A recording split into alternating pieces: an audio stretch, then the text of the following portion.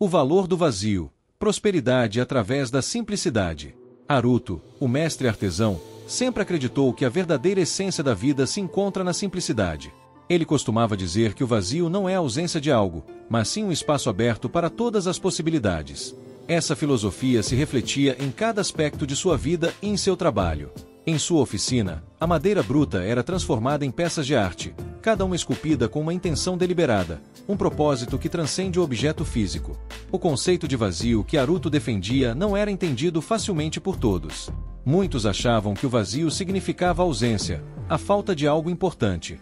Mas, para Haruto, o vazio era como um campo fértil, pronto para ser preenchido com a beleza da simplicidade e a profundidade do significado. A oficina de Haruto era um exemplo vivo desse princípio. Lá, cada ferramenta tinha seu lugar, cada objeto, sua função. Nada estava ali por acaso. A ausência de excessos não significava pobreza, mas uma riqueza diferente, uma riqueza que vinha da compreensão de que o vazio é, na verdade, uma tela em branco, pronta para receber as cores da criatividade e da inspiração. O jovem aprendiz Sota, ao chegar na vila, estava em busca de algo que não conseguia definir claramente. Ele vinha da cidade, um lugar onde a abundância de coisas era vista como um sinal de prosperidade. No entanto, mesmo com todas as posses, ele se sentia vazio por dentro. Ao ouvir falar de Haruto, ele ficou intrigado. Como alguém podia ser tão respeitado e conhecido por seu trabalho, tendo tão pouco em termos materiais? O conceito de prosperidade de Haruto parecia desafiar tudo o que Sota havia aprendido.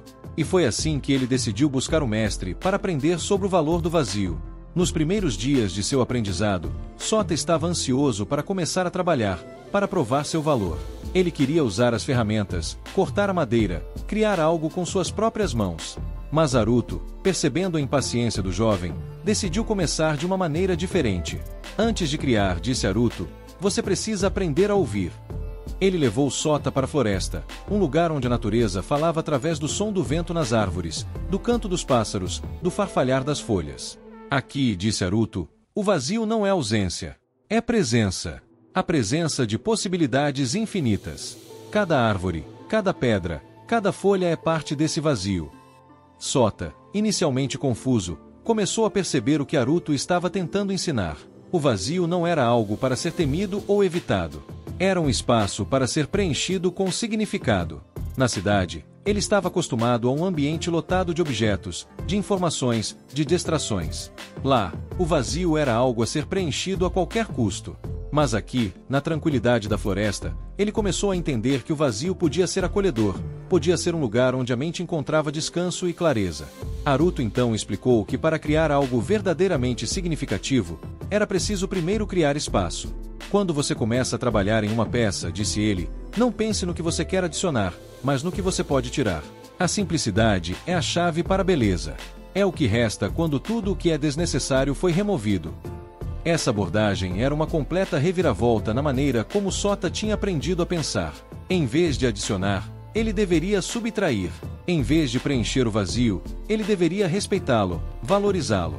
Na oficina, Haruto começou a ensinar Sota a arte de esculpir. Não era apenas uma questão de habilidade técnica, mas de sensibilidade e compreensão.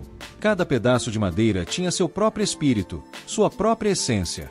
O papel do artesão não era impor sua vontade sobre a madeira, mas descobrir e revelar o que já estava lá, escondido na simplicidade do material. O vazio, dizia Haruto, não é um espaço que você preenche com suas ideias. É um espaço que te permite ouvir o que a madeira quer ser. À medida que Sota aprendia e praticava, ele começou a perceber que a simplicidade não era uma limitação, mas uma fonte de liberdade. Com menos ferramentas e menos materiais, ele era forçado a ser mais criativo, mais atento, mais presente.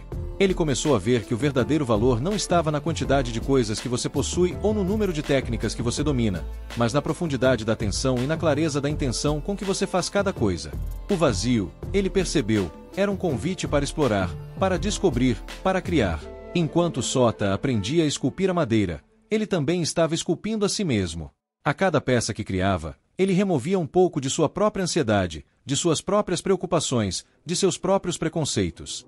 Ele estava, de certa forma, esvaziando-se, criando espaço dentro de si para uma nova compreensão, uma nova maneira de ver o mundo. E quanto mais ele se esvaziava, mais ele encontrava uma riqueza interior, uma prosperidade que não dependia de posses ou status, mas de uma conexão profunda com o momento presente, com a simplicidade do ser. Haruto observava o progresso de Sota com satisfação. Ele sabia que o jovem estava começando a entender a lição mais importante de todas, que o vazio não é uma ausência a ser temida, mas uma presença a ser valorizada. Ele sabia que Sota estava aprendendo a arte de criar com simplicidade, a arte de encontrar a prosperidade não na acumulação, mas na essência. Um dia, enquanto Sota trabalhava em uma peça particularmente desafiadora, ele se viu frustrado. A madeira parecia não responder aos seus esforços. Ele parou, respirou fundo e lembrou-se das palavras de Haruto. Ouça o que a madeira quer ser. Ele fechou os olhos por um momento, esvaziando sua mente de todas as expectativas e ideias preconcebidas. Quando abriu os olhos novamente, ele viu a peça de uma nova maneira. Ele viu o que estava lá, escondido sob a superfície, esperando para ser revelado. Com movimentos lentos e cuidadosos, ele começou a esculpir, não mais lutando contra a madeira, mas trabalhando com ela. Ele deixou que a simplicidade o guiasse, que o vazio mostrasse o caminho. E quando terminou, ele se afastou e olhou para o que havia criado. Era uma peça de rara beleza, não por sua complexidade, mas por sua simplicidade. Era uma peça que falava de uma compreensão mais profunda, de uma conexão com algo além do material. Sota percebeu que havia alcançado algo importante naquele momento. Ele havia entendido que a verdadeira prosperidade vem da capacidade de criar espaço, de valorizar o vazio. Ele entendeu que, na simplicidade, há uma riqueza que transcende o material. Há uma profundidade de significado, uma clareza de propósito, uma presença de espírito. Ele havia encontrado, como Haruto, o valor do vazio. Com o passar dos anos, Sota tornou-se um mestre em seu próprio direito. Ele continuou a ensinar a próxima geração de artesãos sobre o valor da simplicidade e do vazio. Ele ensinou que a prosperidade não é uma questão de possuir mais, mas de ser mais. Ele ensinou que o vazio não é uma ausência, mas uma presença cheia de possibilidades. Ele ensinou que a simplicidade é a chave para a verdadeira riqueza, uma riqueza que não pode ser medida em termos materiais, mas em termos de significado e essência.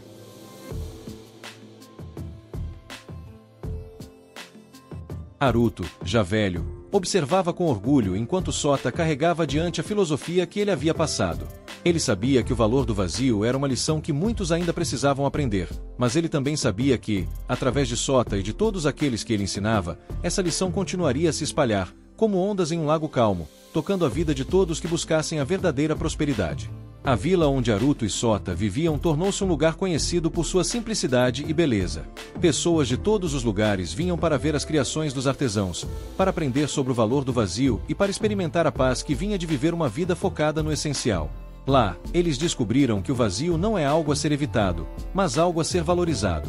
Eles descobriram que na simplicidade há uma riqueza infinita, uma prosperidade que transcende o material e nos conecta com o que é verdadeiramente importante.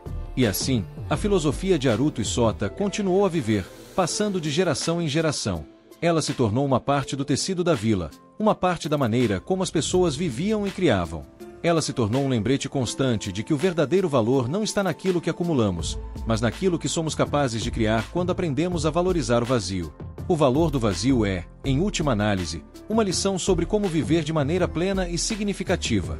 É uma lição sobre como encontrar a prosperidade não através da acumulação, mas através da simplicidade.